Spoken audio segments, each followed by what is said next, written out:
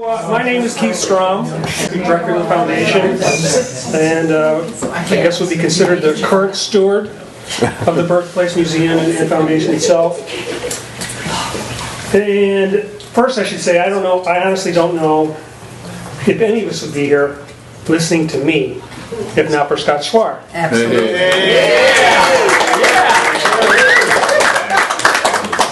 But let me also say, as a great leader myself, that if you've had any problems with that, you can blame that guy right there. So 1983 was the start at the beginning of the foundation, and there have been many who have lived a life of service to ensure our continued existence, some in this very room. A couple I want to point out who are current volunteers is Jim Haglund. Just raise your hand. Somewhere in here. He's there. Sue Mosier. Carla Mayer is in his right hand. Tony Millsclaw's in here somewhere. And I'm sure some of you, who I may not know, have also served in some capacity. Please raise your hand. There you go. Yeah. Does anyone want to be executive director? I'm kidding. And you can sign books. Yeah, exactly. For $1. So as such, we welcome your continued support and engagement through volunteerism, donation, membership, attending our events. In addition to our mission to sustain Hemingway's legacy, we also strive to assist artists of today and tomorrow. The Birthplace Museum today is a living museum, and we hold performances here in this front parlor, which is fitting for music resounded within these walls. But for today, we gather to recognize a man not only for his contributions, so eloquently captured in his new book, My Journey with Hemingway, we honor Scott's service in his personal story. And to moderate our discussion and keep Scott's feet to the fire, let us welcome Wednesday Journal columnist Ken Trainer. Ken, thank you.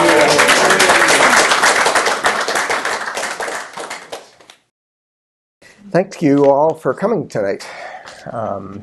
I hope you're not drinking alcohol. I mean, this is a Hemingway event. Let's show some decorum. So the way it's going to work is I'm going to talk a little bit, and then Scott will talk a little bit. Then we're going to open it up to questions. I'm going to ask some questions, and if you have questions, you can chime in at that point. And one thing we're kind of interested in, we talked in advance, we said it would be great if anybody wanted to share how their journey with Hemingway began. So when we get around to that, feel free to do that as well. So. True confessions. Yeah, right. Yeah. Well, the way I figure it, if you're here tonight, you probably have some kind of journey with Hemingway. And they're all valid. So, let's talk about My Journey with Hemingway. It's an important book, I think. And it's important in three ways. First, it's important for Scott personally as a memoir. His journey with Hemingway is a passion, which I would define as a healthy obsession. But it is more than a memoir. Secondly, it's an important book for the Ernest Hemingway Foundation of Oak Park, which Scott helped establish and which he led, first as chairman, then as executive director for many years, which he will talk about. No one has written such a detailed summary of this important organization, which has not received the appreciation it deserves. Scott has documented the details, the accomplishments of the founders, and so many others, even the food. He ate well on his journey. No recipes in the book, I'm afraid, but you never know, there might be a sequel. Anyway, this book comprises the Foundation's institutional memory. But it is more than a history. Third, it's also important for the Oak Park community because Hemingway's presence here is an invaluable legacy. We are now accepted as a significant part of the expanding Hemingway universe. How all of this came to be turns out to be a fascinating travelogue. Scott's journey began as a youthful aficionado in college, studying abroad in Spain, running with the bulls in Pamplona. Drinking may have been involved. I hope so. I'd hate to think of anyone doing that sober. That led to Oak Park, not the drinking, the Hemingway journey,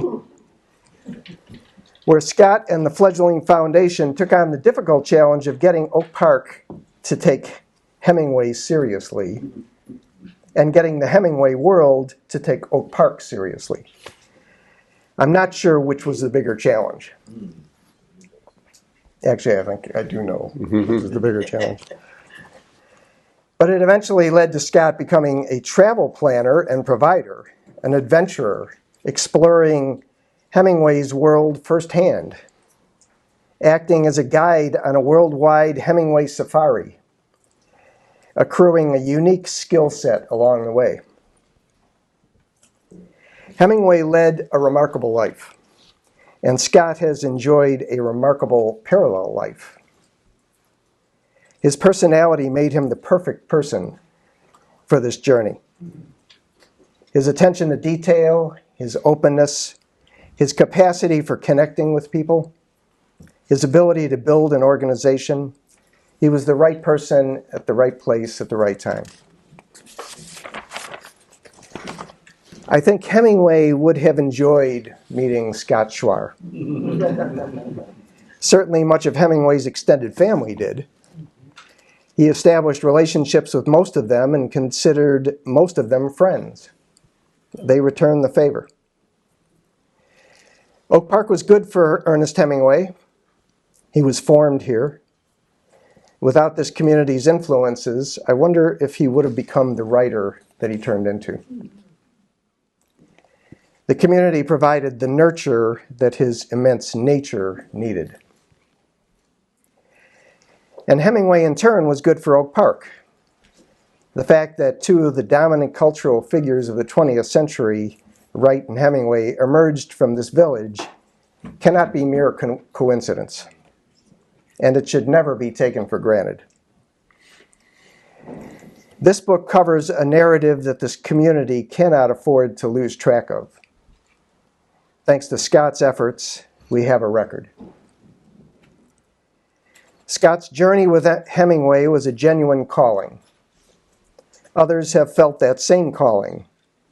My journey with Hemingway started early. I grew up in Oak Park and knew from a young age that I was going to be a writer. I also learned early on that a famous writer came from my hometown. That served as a catalyst. I took my calling to be a writer more seriously because Hemingway set a precedent.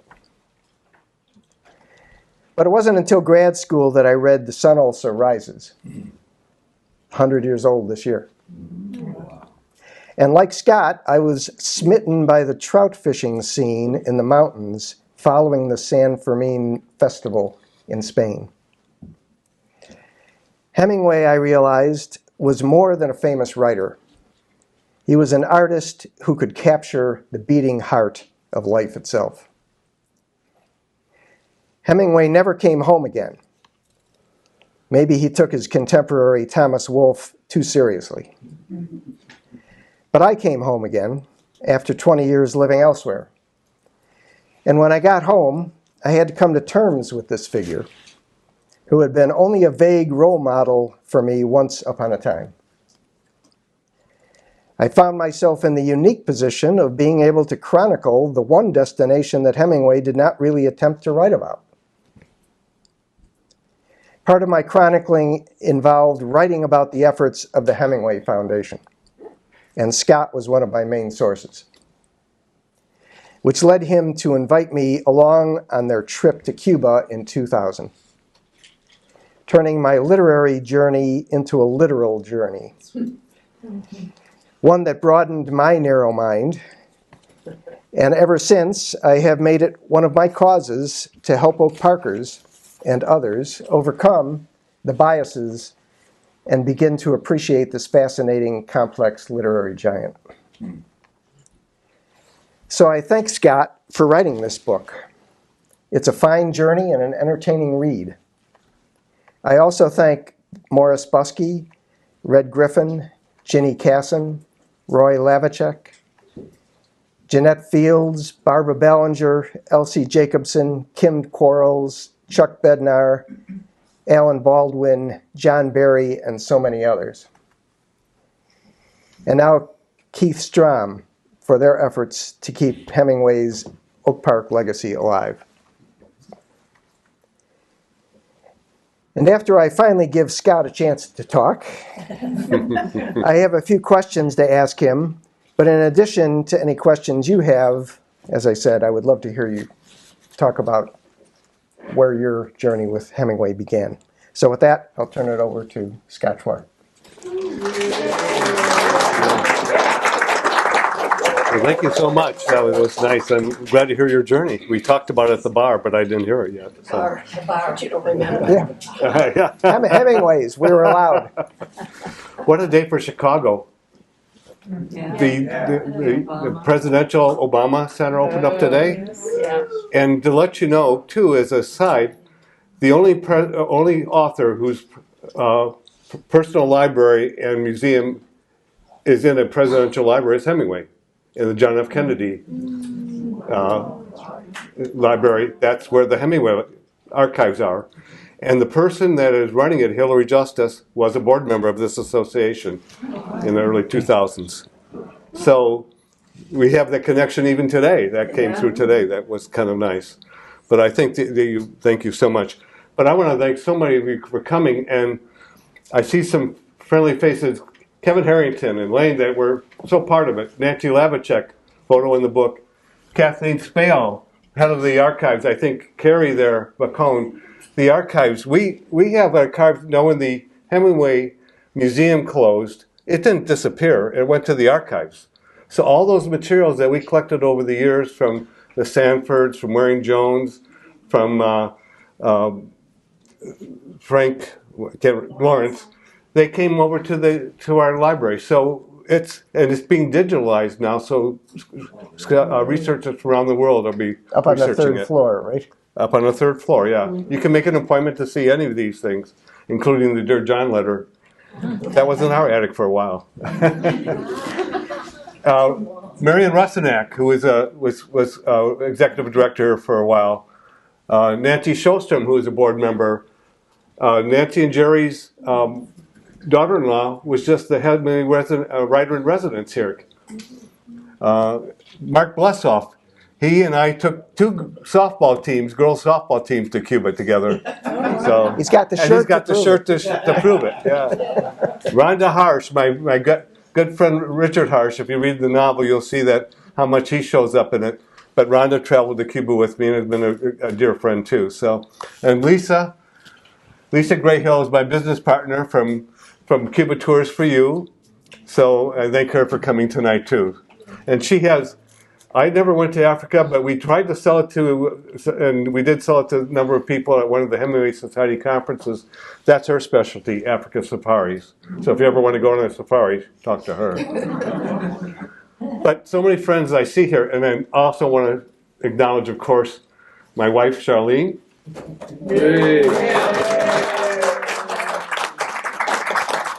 My brother, Eddie, who's here with Maggie. My younger son, Stephen, and his wife, Megan, and my two granddaughters. Stand up so they can see you, Ava and Ivy.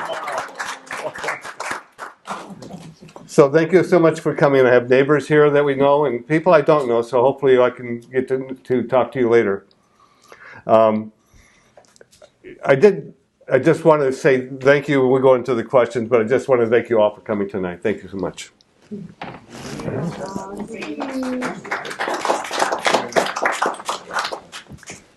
All right. Oh, also, Valerie and Jeff kind of helped me with getting the thing started. I lost the novel. This is almost a Hemingway story. I wrote it on a computer, and the computer crashed. No way. I lost the story.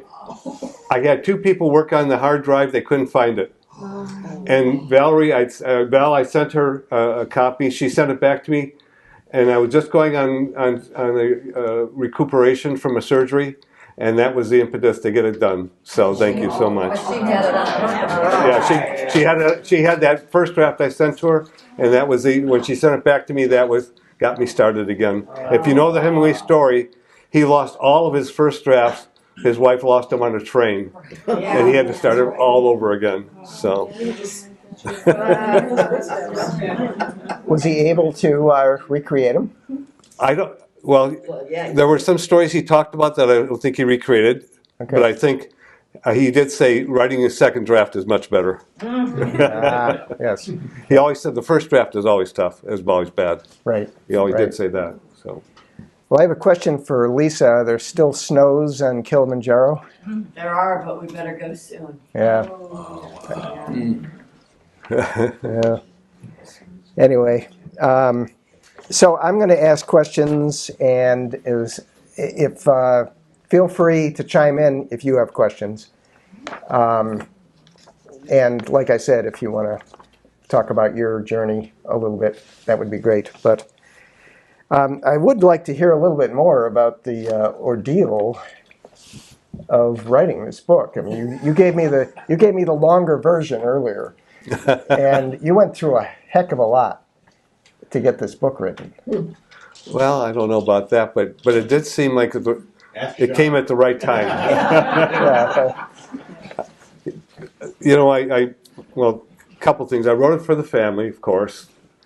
Then I wrote it for the foundation because I did see within our archives that there really was, because a lot of materials, because I was so involved from the very beginning, went to the archives from my basement or my attic. So I did have materials, but and I still have the institutional memories. So I had to go back to the archives and work with them to make sure some of the details were correct. But there was really, you could see there was really no kind of idea within all the volunteer efforts that made this happen. Like this house. This house is amazing. This house was a 2-story house with a regular porch on it. And we brought it back with $1 million to make it. This is the way Hemingway's house was at the time. The Harringtons were very involved in that. Everything involved in this house was researched and copied. So it's all original to what it was, carpeting everything.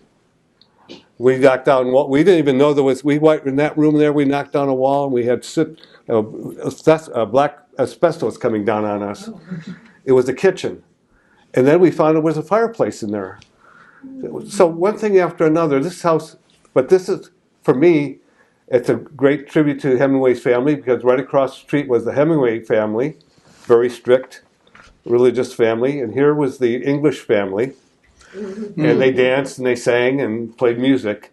And mother was a singer, opera. She was almost on the opera stage.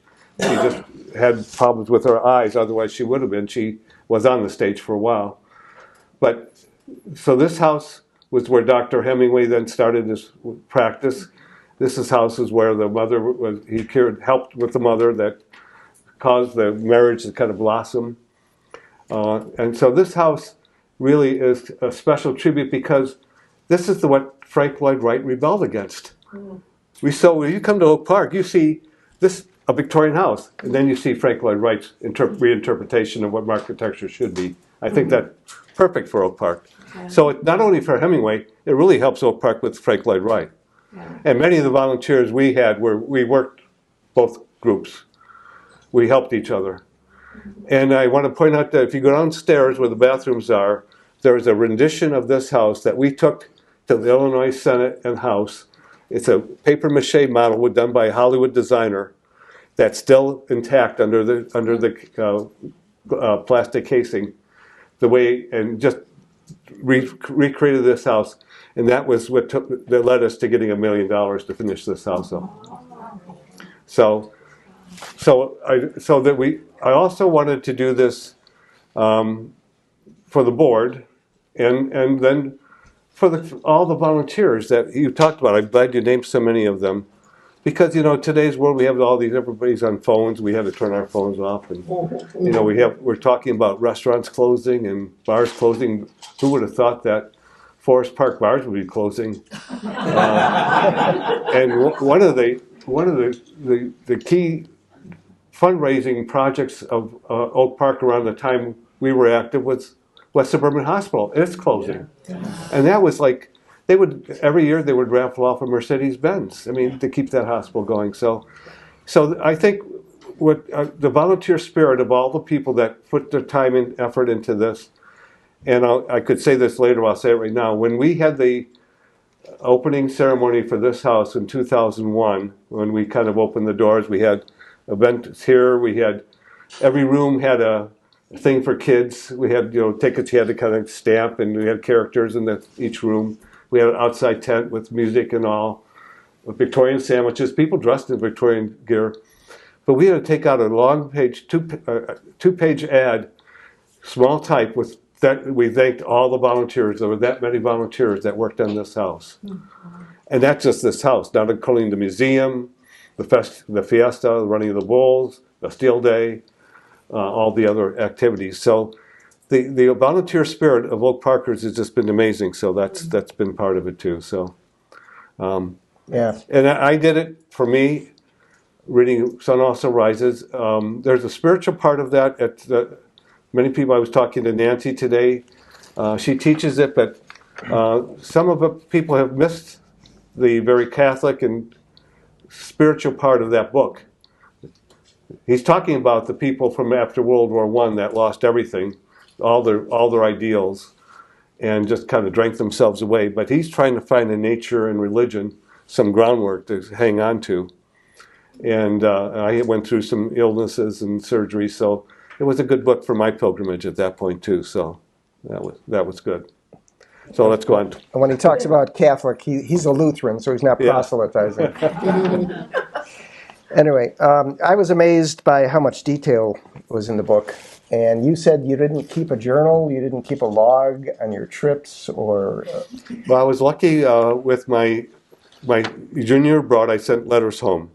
And my mother gave those letters to me before she died. So I have those letters that gave me details. Thankfully, I remember things, but I had the archives that I could go back to, and they know that I spent some time with those, kind of going through those. And I mean, I could go on forever. I just took it through some parts. I look at some chapters and say, boy, there's only like 6 pages here. There should be more. Yeah. But the reality is, I think it gives it gives an overview. That's what I wanted to do, is give an overview. But there's a lot more detail if somebody wanted to study it. Yeah. And I think to let you know that I said this in a journal article. Frank Lloyd Wright, we know people come to see his houses. Our museum we had trouble with because you could read Hemingway's novels anywhere, but we always got people from around the world coming. But Hemingway is the most studied 20th century American author by far. Constantly there are articles coming out. I get every quarter a big journal of new research being done. Then constantly I'm getting articles of people traveling, doing their journey. I want to do the places that Hemingway went to. Everybody wants to do that. Yeah. I want to go to the bars Hemingway went to. Right. So there's all those, and there's also the people that deal with all the other aspects. Because he was an artist, so he dealt with a lot of different things. And he was also a rock star of his age, because during the Depression, he did things that nobody could afford. So he was out there with big game hunting, bullfighting, deep sea fishing, those kind of things. Yeah. But you even remembered the dinners you had throughout the years. I mean, I was envious. The kinds of food you were... Yeah.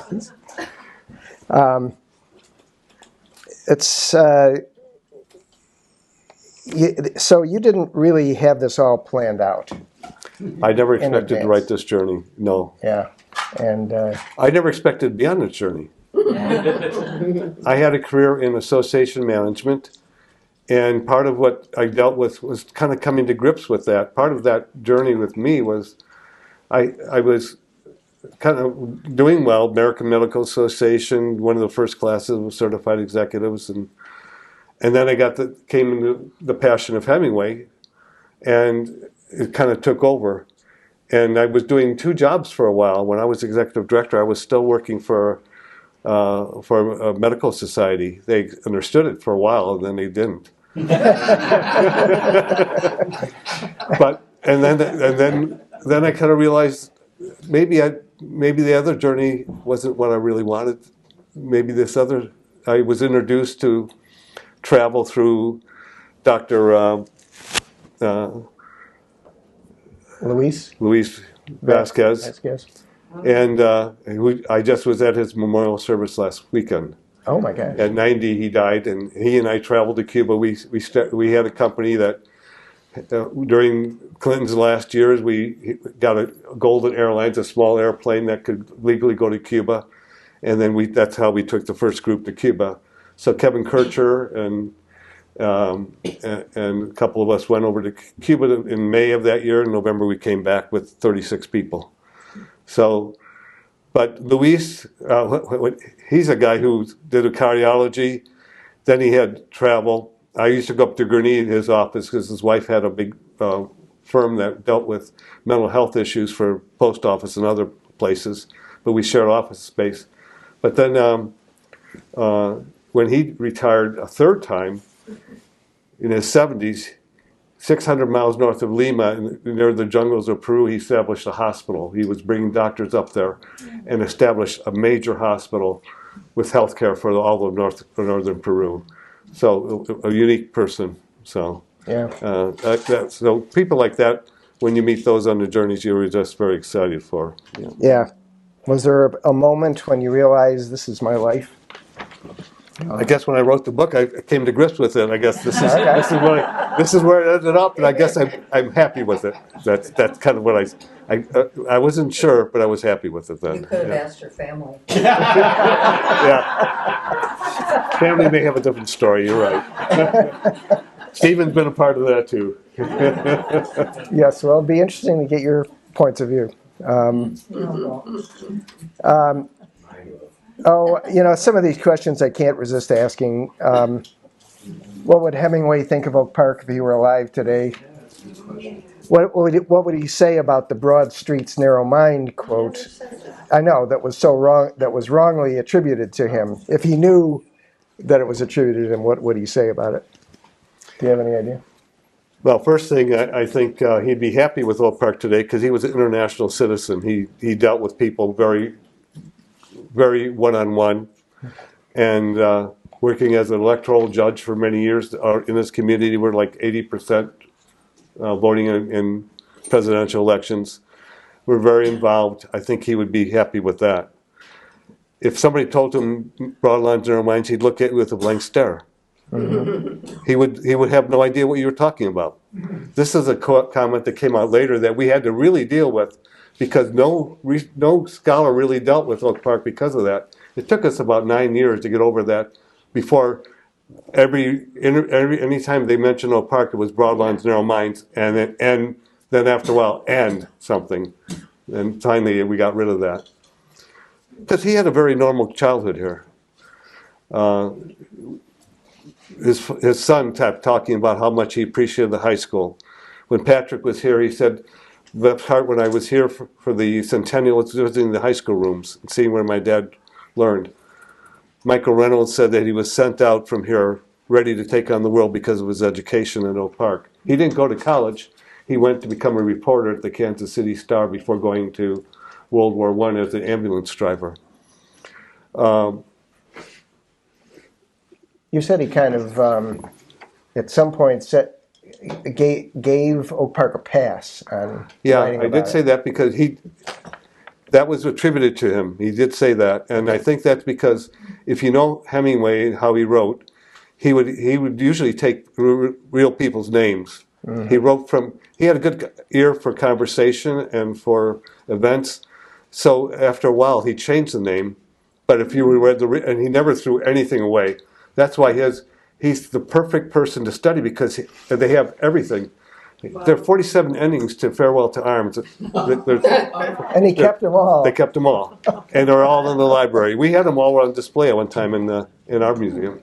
They should try publishing each of the different I know this. endings and see which. Sun Also Rises. which one He deleted 2 chapters in the beginning because Scott Fitzgerald suggested it, and that gives you a little bit more if you read those 2 chapters. But it makes a better book when you start with Cone. So Yeah.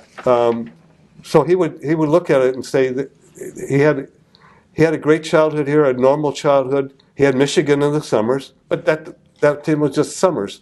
He had Des Plaines Woods that he would go up to.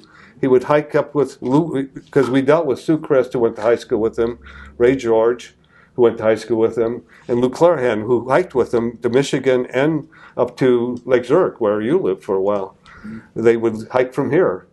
Those were different times. Even my childhood was a little bit more where we could kind of do anything on our own without any parental watching it. But for him, he played in the orchestra, sports. Everything was pretty normal. Now, the things that you could say that came out of this area, we have the scrapbooks, and there are a lot of still research being done.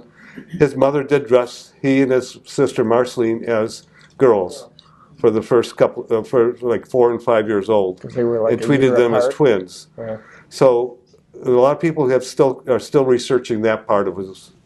And also, when he went to Michigan, he saw all the first growth timber being torn down, which he hated, because he had a real sense of wanting to have wild, original terrain.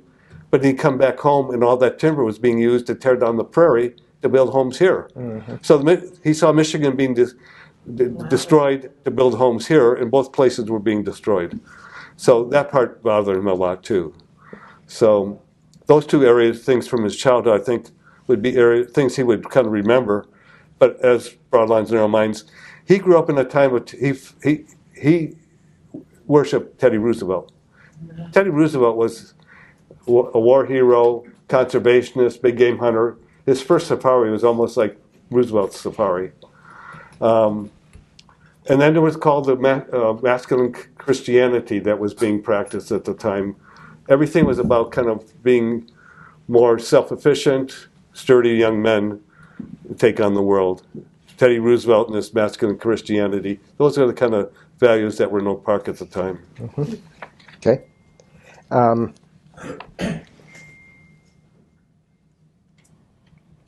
How do you feel about the headway that the Hemingway Foundation made overcoming the popular resistance to seeing a fuller picture of Hemingway? Well, I think we did a good job in the beginning, and I think Keith and the others are doing a good job now. They continue the writing competitions, the writer in residence. They do a lot to promote writing. I think they're still doing some things with children too, writing to children. The one thing I would suggest to Keith maybe is that we had a lot of success in promoting early research on Oak Park years, and maybe publishing people that, either bringing them here or publishing people that write about Oak Park with research that might give a little more background to not only Oak Park but to the house and that. Because I think there's a lot to be discovered in this house still, between the 2 families. Morris Busky talked about that quite a bit. The two families were so different, and they lived across the street from each other. So, Yeah. I mean, he That had house both is sides. gone, right? It was Kitty The Corner. house is gone, but it was Kitty Corner right over here, but it's gone. Yeah. So, but I think you're doing a good job. We are, what we've been doing is really delving into the archives with Carrie and Kathy himself, and because some of the stuff we dusted off, and just seeing what's in there, who is still around, or who we can reach out to. And we reached out to some people and created some video. Oh, that'd be audio great, stuff yeah. for archival purposes and so forth. And my colleague Carla is over there, has really been handing that part. No, that's out. good. And so we're still doing some outreach and hopefully gathering that for those people are no longer with us. So. Now, I do feel bad that we lost the museum, and Nancy Levisek's picture is the museum. If you look at the book, you'll see a snapshot of, you can envision how it looked a little bit with that. But we have it all in the archives. And I like downstairs. You have some exhibits. But that museum was pretty special. We just couldn't keep it up. It was just not enough people coming to see it. That had to break your heart. Yeah, yeah. At that time, they wanted me to get more involved, but I was too involved with Cuba at the time. So Yeah. you know. Yeah. Okay. I can't resist asking this question. What would you say to people who write Hemingway off as an overrated, narcissistic, excessively macho, misogynistic, thrill-seeking, boozing blowhard? And I'm sure there's another page of adjectives they could use as well. What would you say to them, or why should they take him seriously? Well, I think that's the problem of being famous. He was very famous for being his persona. I mean, during the Depression, doing the things he did with the money from the Pfeiffers, going on safaris, doing deep sea fishing. Then he kind of lived his persona. I think he kind of helped build it up a little bit. You know, boxing other writers to say who's bigger or better or whatever. Even James Joyce. Yeah, not James. Yeah. I mean, he tried to teach James Joyce how to box in Paris. And it was pretty awful. So he did box. I mean, it wasn't just. I mean, throughout his childhood, all the way up, he did box all the time. So it was. But anyway, people kind of delved into those parts. They forget that he was an artist first, and as an artist, he dealt with all kinds of issues. And I think that's why even some of the issues with the feminine part has been lost. And now, as we gotten into it, was in this house that. After Gregorio Fuentes, the captain of the Pilar, died, Steve Kinzer came here from the New York Times and was writing an article. And Jeannie and I were able to talk to him and say, you know, things are changing in the Hemingway world. Why don't you kind of just broaden this article beyond Gregorio, who I was able to meet several times and take people to his house. So it wasn't, I was trying to knock Gregorio up. I just wanted to use that opportunity with the New York Times. And he did. Scott Donaldson got involved, and then Susan Beagle started talking about how women are reassessing Hemingway. And now, if you look at the researchers, it's many of the new researchers when I go to conferences are women researchers for Hemingway. The current society president, Dr. Verna Kale, a woman.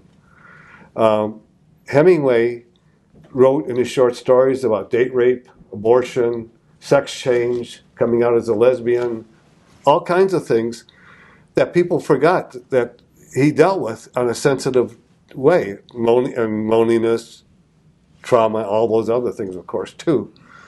But and the other part, of course, which that people don't realize is how sick he really was. Whether you go with the rest thing or not, he had bipolar, but he also had hemochromatosis, which is the buildup of iron in the blood, which I think brings you out in depression later in life. So 3 of his family, his father, his sister, his brother, and he committed suicide. They all kind of started developing diabetes. They started dealing with this depression. He called it the black ass. But it was there from the beginning, but I think he had a little bit more than just that.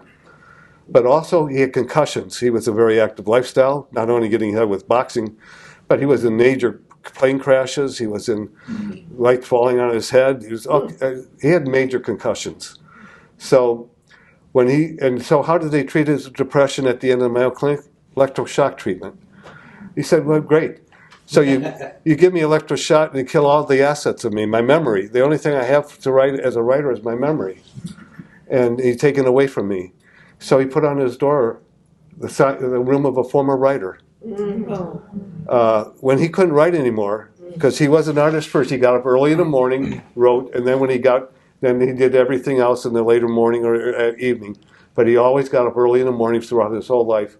There's a letter upstairs when he was young. You talked about when you were young and being a writer. Letter upstairs. I want to write. I want to travel. Wow. As a young child. Keith just showed it to me. Keith showed it to you anytime. Wow.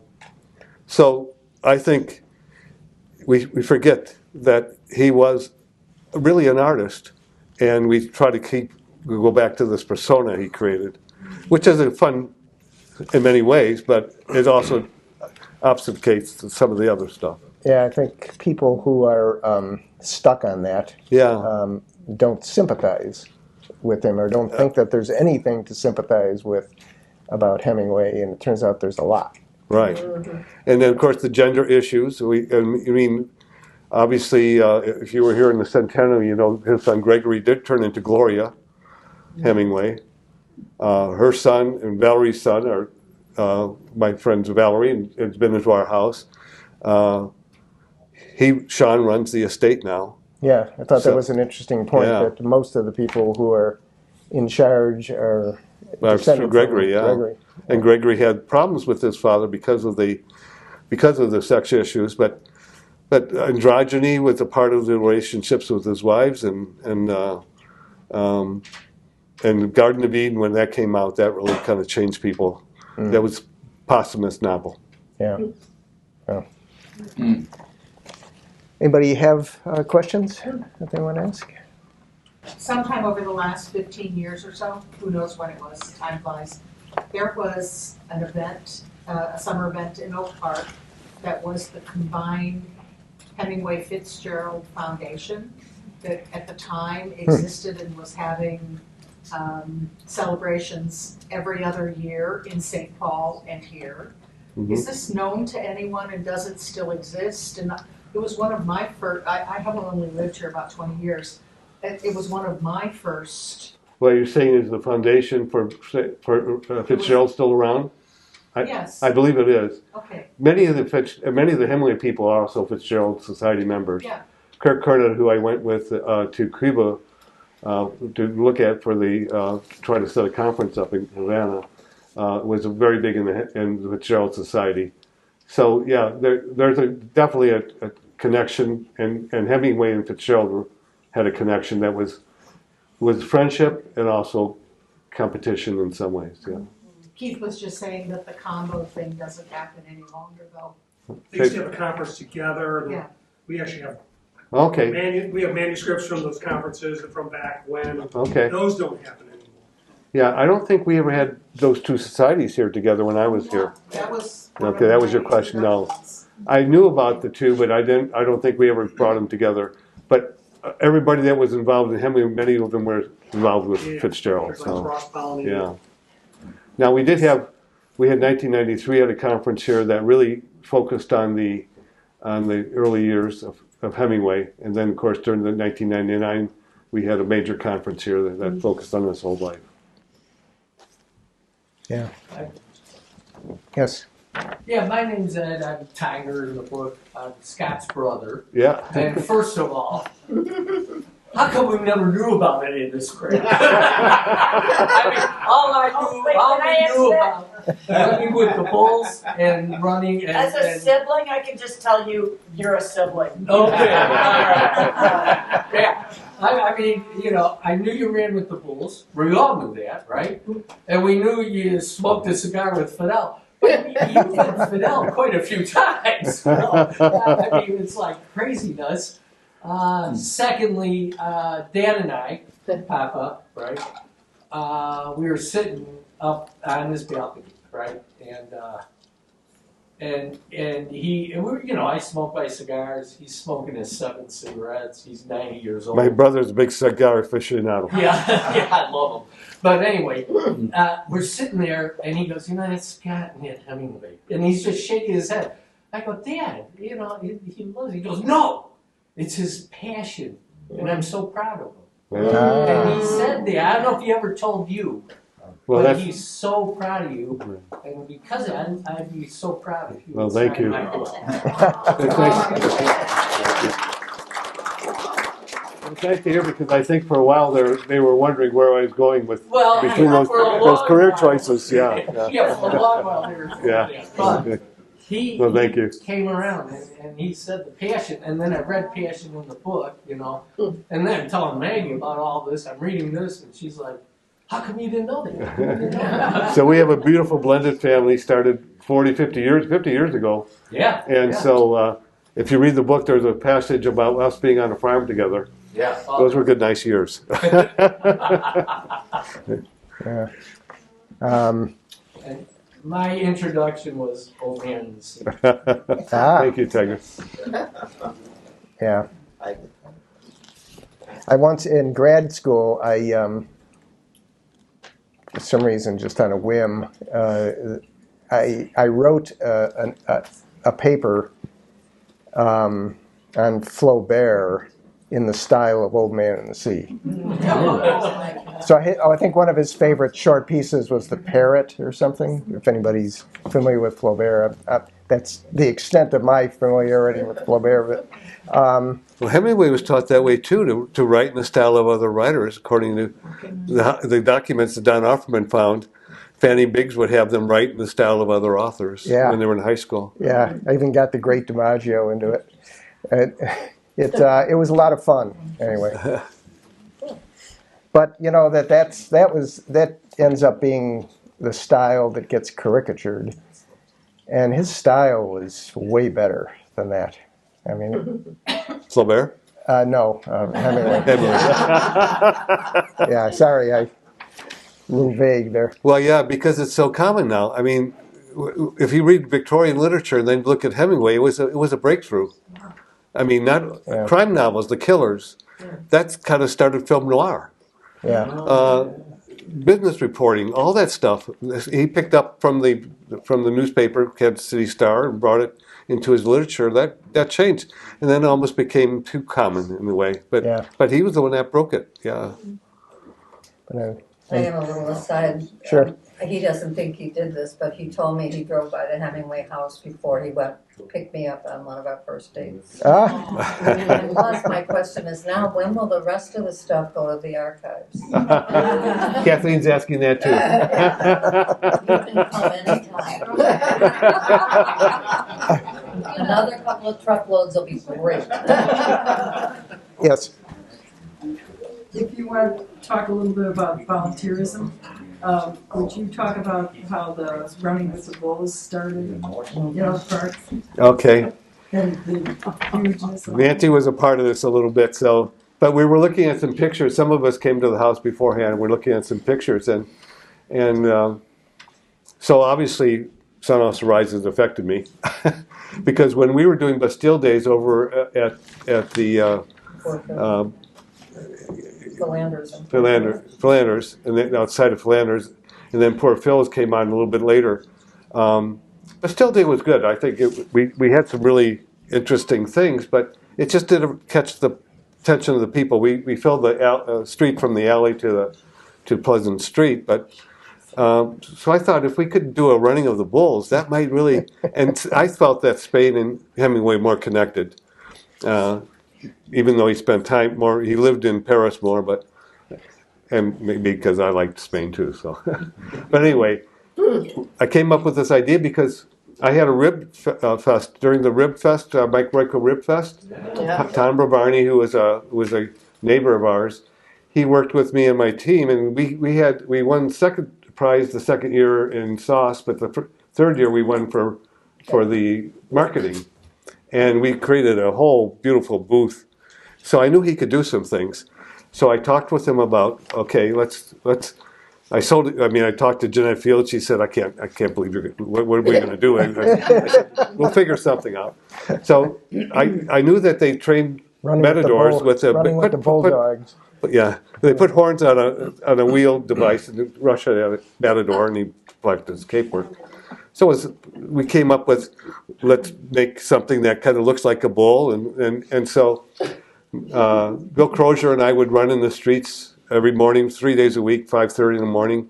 So he put together something, we tested out and kept working on it, and finally during the 1899 Stamp Festival, I said next year we'll do the Running of the Bulls as one day, Bastille Day one day, and if it takes off, we'll go from there.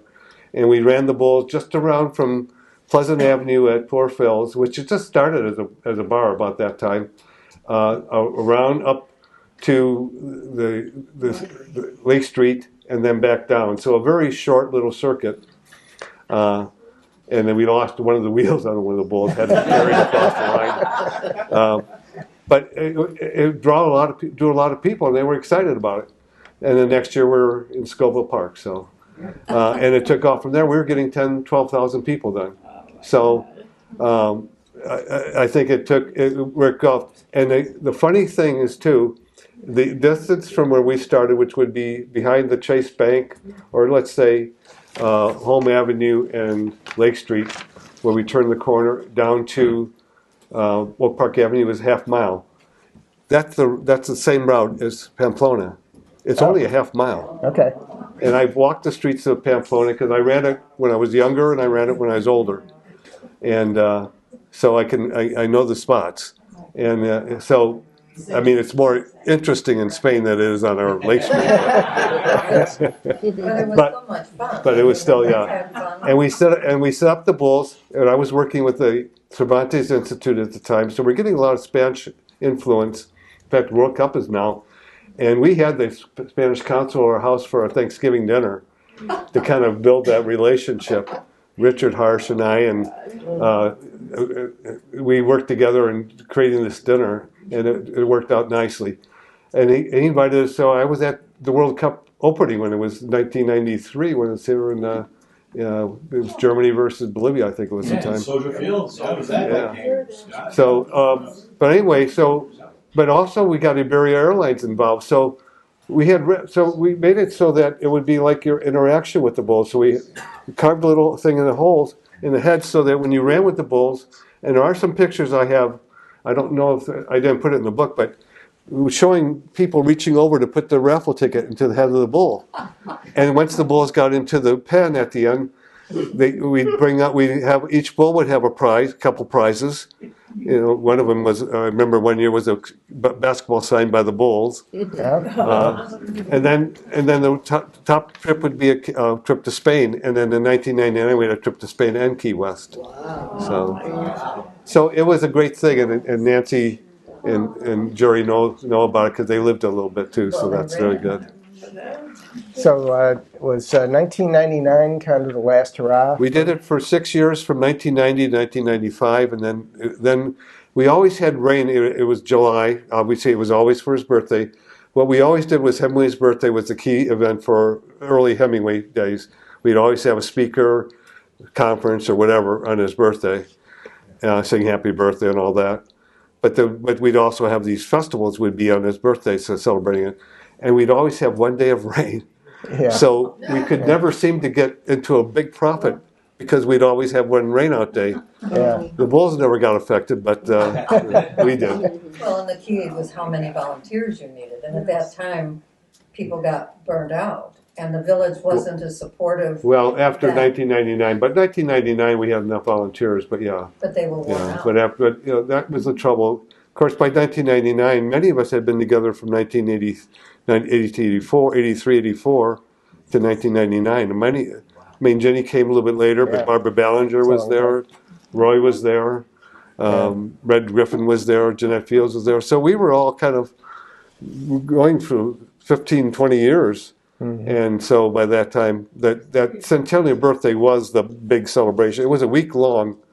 Kevin Harrington was the head of the Humanities Festival. We had 50, it was 50, wasn't it? 50 different places that we basically asked other organizations to do things, building up on our publicity. And so we have things around that would be tying into their organizations. So programs throughout the week dealing with all these humanities type activities.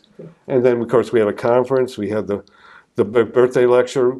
Patrick came out with he introduced his book, True at First Light, a posthumous novel. That was a big thing. And so also, right, you had Chris O'Donnell here. Before that, we had in this house, we had Chris O'Donnell for a reception before we had the party. Jim Nagel was a big part of the foundation, and he found that we had the Dear John letter that Hemingway received when he came back from working recuperating in Italy and being cast off by our Dear John letter. And And that was a major blow to him.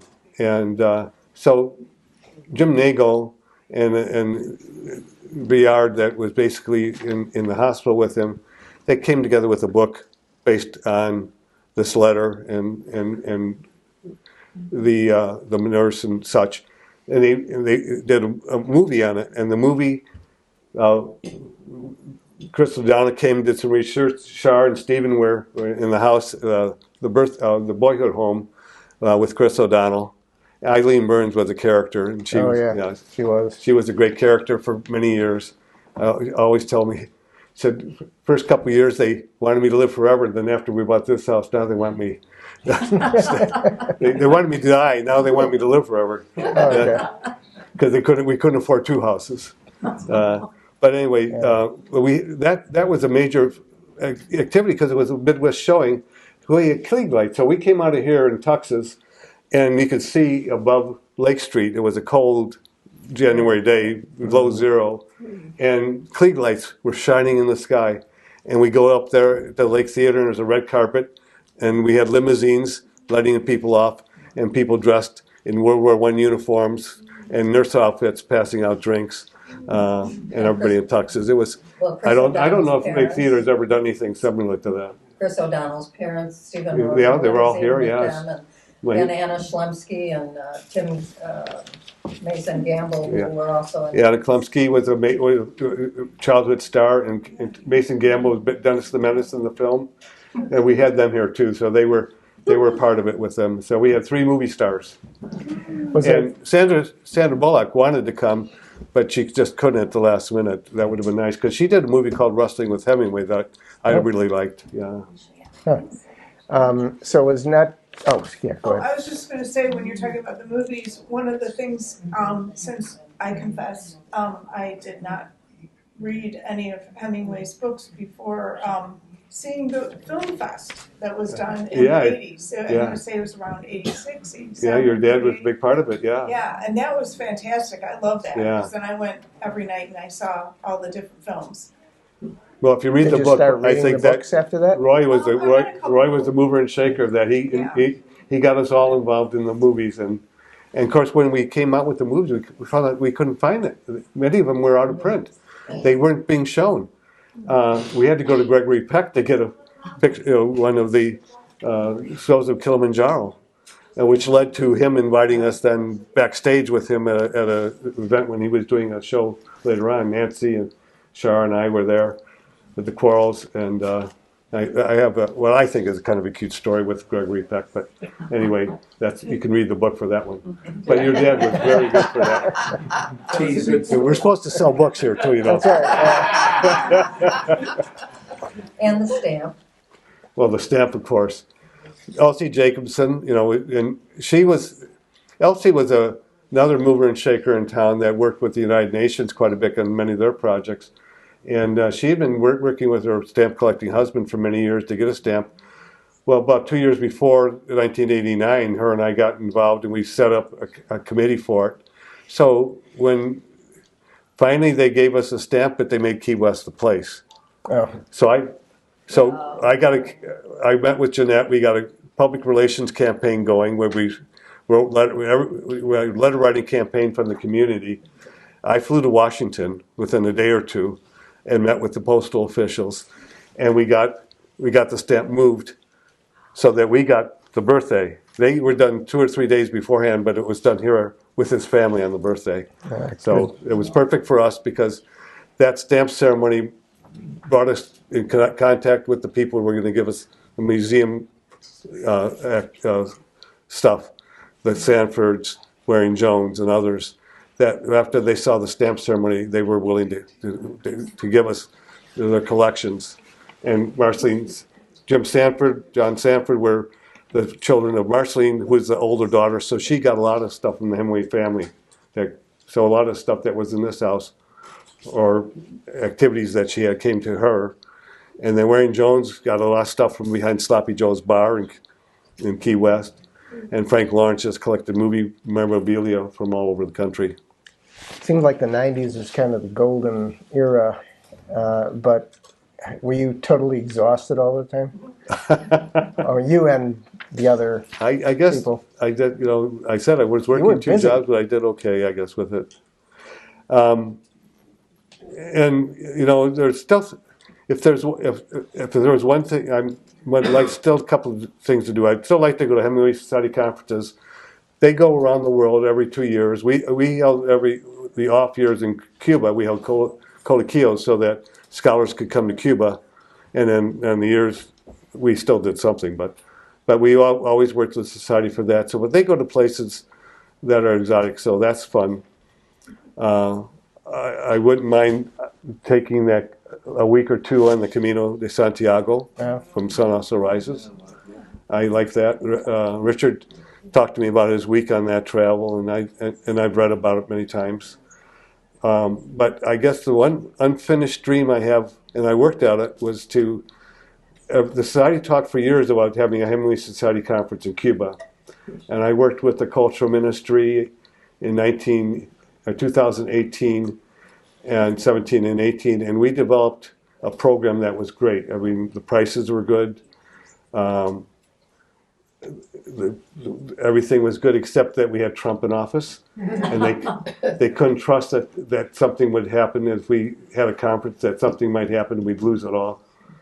And also they were a little afraid that Cuba didn't take credit cards, and that was a thing too. So I went to the Rocky Mountain Conference at that time. But Raul Villarreal, whose father Rene was the major domo at Hemingway's estate, he was the son, so that like the head custodian of the house when Hemingway was there was his father. He and I worked a little bit together near the end, and I was hoping he'd take it on, but he passed away too quickly. So if somehow that ever comes about, I'd like to be a part of that. So. Yeah. I haven't given up on Cuba. I still deal with people in Cuba. They're going through a tough time right now. So it's who knows where it's going, but hopefully it come out good. But the one project that we dealt with when I was there with Castro and the representatives from the U.S. government during the Trump years and Bush years, the one project that kept going was the Hemingway project. Both countries could agree on one thing, Hemingway. Really? And they worked together, sending money back and forth for researchers to digitalize all the recollection, to make sure it was all safe, and to work on the house. And that's where I did have the time when I met Fidel. He talked half hour about how much Hemingway meant to him. Yeah. So. And that was the one thing I remember about the 2000 trip, going to the house, Finca Bahia. And still a thrill for me whenever I go there. I've been there many times. But there are windows, but there's no glass, right? Yeah. They were open windows. Yeah. Well, there are some glass, but they put them aside. Yeah, so you see. Oh, okay. But yeah, that's part of the problem: the humidity and all that. That. When I first went there, exposed. It was still pretty much the house that Hemingway lived in. All that stuff that went to the Kennedy Library. Mary Hemingway, shortly after he died, with Valerie Hemingway, who was Valerie Dansby Smith at the time, they made an agreement with Hemingway because the Russians were involved. So Fidel worked with them to turn his back as they got smuggled stuff out on fishing boats, all his manuscripts and such, because they didn't want the Russians to intervene because the Russians would have kept it. Uh-huh. So, and then in return, she gave the house to the Cuban people. So we were there in 2000, I think it was 2016, we had a real program about that whole, how the Cuban people got that house, which they're very proud of. So very, very major thing for them, yeah. Did you ever see they love Hemingway in Cuba. Did you ever see the cat with the 6 toes? Everybody talks about 6-toed cats in Key West. Patrick told me we never had cats. No. We had peacocks. They had peacocks, but cats came later. Now in Cuba he had cats, but not in Key West. Okay. But they sell the cats from Key West. Yeah. Key West, I've been on the tour. It's a great tour. It's a fun tour. All lies, but it's a great tour.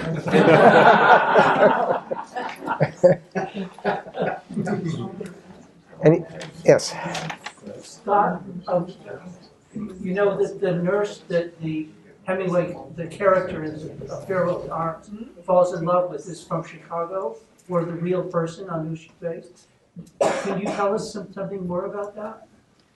You mean The nurse, you mean? The actual nurse who cared for Hemingway Yeah. when he was in the hospital in Milan, and Yeah. then becomes a figure in the. I don't think she was from Chicago. She was. She was, okay, okay. Well, Agnes von Kurowski. yeah, she was just like Hillary, first wife was Hadley, yeah. Hadley was older than him, so was she. She was like 6 years older than Hemingway. Hemingway went right from here to Kansas City for a year, and then ambulance crew. And in the ambulance crew at that time was also Walt Disney and Ray Kroc. Ray Kroc's also from Oak Park, or lived in Oak Park for a long Walt Disney time. was born in Chicago. But he lived in Oak Park, and Walt Disney, I think, lived in Chicago for a while. But they all were in the ambulance service, and Agnes was older, and so he was about 19 or 20 when he got wounded in the front lines, and so they did have a love affair in the hospital. But after he left, she fell in love with an Italian. The reason I ask is John Holliver told me years ago that in the family they understand that this was because she was older, she thought he was a sweet little kid. Well, that's how she described him in the Dear John letter. Teenager. Yeah. But that it was a one-way affair. I mean, he liked her sort of, but she was really too busy, but also not that interested in this very young boy. Because well, he was a young man and didn't see it that way, I'm sure, because. What would any boy want to say? Yeah. Oh, I was. And I think that was probably Katie Smith or something. There could have been others, but I think that was his first true love. Yeah. But would you also speak? You mentioned this early on. Would you speak to his importance as an artist? Because virtually any artist, we can talk about all their strangeness or their hometowns or whatever. What matters is the art that they make. And could you talk about that a little bit more? Well, you could do. You're more of an artist than I am. So, can you talk about it a little bit more? Well, I'll try. There's a few words that just run through my head. There's the response of the young man in the story set in Michigan, where his father, Hemingway's father, is trying to deliver a baby, and the father of the woman who's having the baby kills himself when the baby is lost. Indian camp. Indian camp. Sorry, I don't remember my titles anymore. That's an extraordinary story, and it's rendered so powerfully that you hardly know it. And the walking down to the river in Big Two-Hearted River, through the forest there, before it was logged, in the Upper Peninsula, is also extraordinary. And again, you talked about his interest in landscape, both going fishing and the displays, but there's the line in The Sun Also Rises, crossing the Pyrenees, heavily logged, and then they found a stream, and the line that always got me is, then it was really Spain. And there are these, at the end of the book, wouldn't that be pretty to think so? It seems to me there's so many of his stories and novels that really work for me or are just totally unforgettable, are these things that kind of compress it and encapsulate it in an extraordinary way. And this is something that great art can do. And whether it's a gesture in a Caravaggio or a line in Hemingway, that's something that just makes the world, oh my God, this is what art is about. This can change our life. And I think so there's this very powerful sense of how really good he is, because the books are still here. The books are still very alive. So he still is this very great artist. So what you're saying is what you said in your first comments. Hemingway brings things so you almost feel them. Yeah. And my first paragraph in my book says the same thing. He described things so that I felt them. I wanted to experience those things again. Yeah. Because of the way he described them.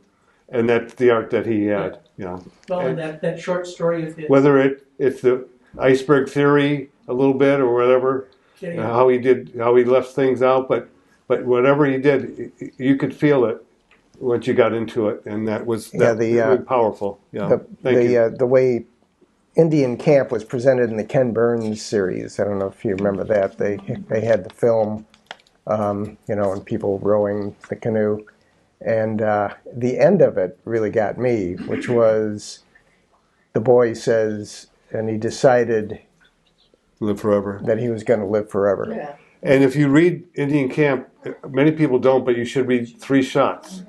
It's in some of the editions. Three Shots is hours just before Indian Camp. And when Earl Zwingle was here from the National Geographic, we were at the Congregational Church. We just opened the hymnal too. Someday the silver cord will break. And we both knew he quoted that in that Three Shots.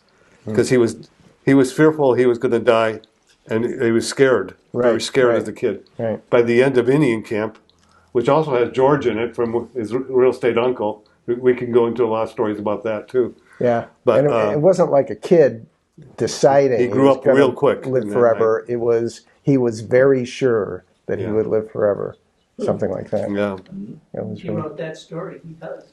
And I'm still thinking about what would this country be like if Ernest Hemingway, Ray Kroc, and Walt Disney all died in World War I.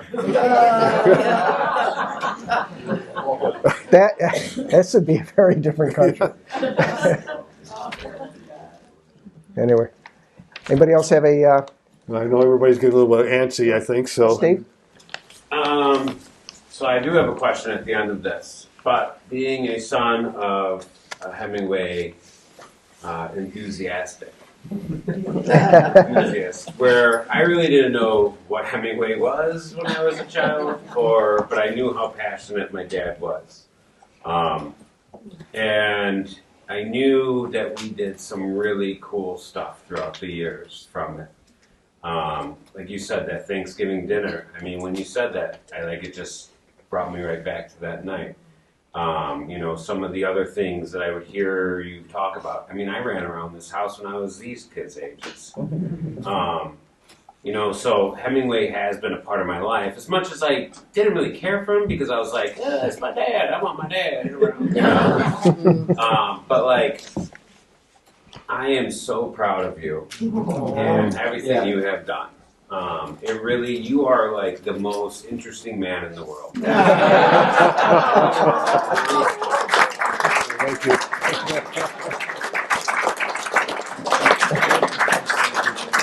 My friends and I all agree. We all joke about it when we talk about Mr. Schwar. Who's got the best dad? Well, we might as well end on that one, huh? Thank you. Yeah, well. My one question is when are you bringing back the Running of the Bulls? Because that was a great time. Oh, yeah? Well, the bulls are dead. Well, we can remake them. We could make them faster. Hey Scott, if I have one book to hand somebody to say, read this, what would you suggest? Good question. I'd say the short stories myself. I think for me, The Sun Also Rises. For many people, it's Farewell to Arms or Old Man in the Sea. But I think the short stories really capture Hemingway. And especially the ones with the Dick Adams character. So you can kind of go with that a little bit. But yeah. How many short stories did he write? It's got to be 50 or so. I mean, it's a lot. That's a lot, yeah. I think what Scott's book also meant was to show what volunteerism, and I think you meant in your article in the journal. His book talked about that too. Our Town Oak Park. We both. That's why I asked him, because we both wanted to thank volunteers, and his book did that very well. And it shows what you can do if you really get your mind to do it. And all of us here. Many of us here have been on all kinds of committees. It seems to be the same people on a lot of the same committees, but we're all getting old. So the newer people need old. But to get the young people to start to do some of these things, that's the hard part. He's just on a commission, Teresa. Sure. He's on a commission. I'm in charge of the volunteers here now, which is a great privilege. But what I've been really excited about is I think because a lot of colleges now are looking for volunteer hours on college resumes, etc. I have actually had a pretty easy time getting high school kids and college kids involved, which has been a really pleasant surprise. Now they come for a short time. You know, I'll get them for a year, maybe 2, and then move on. But I have to say, that's been really unexpected joy that we have been getting them in. Hopefully they'll look back after they graduate college and give us more hours, but Thank you. Well, I think Steve's comment, as a journalist, I would say that's a clear ending. But thank you all so much for coming. Really nice of all of you. Thank you so much.